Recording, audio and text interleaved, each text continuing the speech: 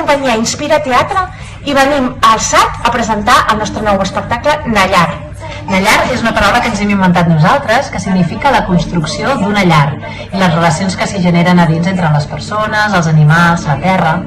En aquest espectacle, a través de la veu cantada, juguem amb onomatopeies dels elements que podem trobar en el mas i que podem trobar a la natura, en la relació entre aquest humà i el bestiar que ens ha acompanyat, amb sons També quotidians, com ampolles, esquelles. Juguem amb la palla, amb la llana, amb les esquelles, com podria les terres. i a partir d'aquests elements en fem música, ens expressem amb veu cantada i a tres veus, a capella.